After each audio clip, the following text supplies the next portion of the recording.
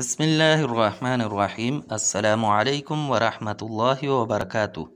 تناول Islamic studio سے خوش آمدید۔ اللہم صلی علی سیدنا و مولانا محمد وعلی آل سیدنا و مولانا محمد وبارک وسلم وصلی علیہ۔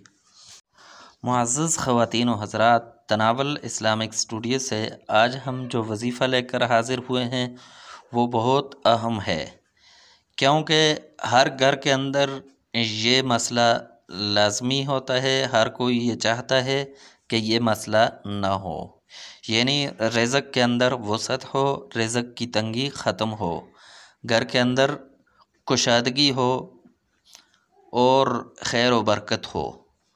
تو ہر قسم کی خیر و برکت، رزق کے اندر وسعت اور رزق کے اندر کشادگی، رزق کی تنگی کو دور کرنے کے لیے یہ وظیفہ بہت ہی مجرب وظیفہ ہے۔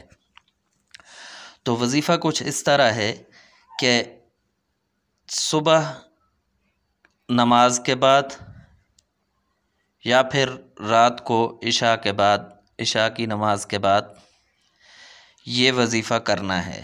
وظیفہ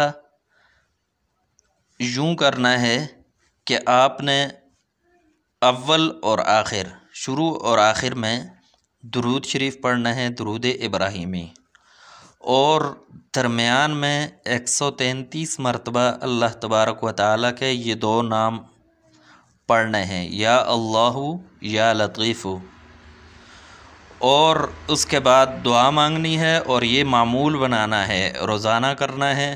انشاءاللہ اس کی برکت سے گھر کے اندر رزق کی تنگی ختم ہو جائے گی، رزق کے اندر وسعت پیدا ہوگی۔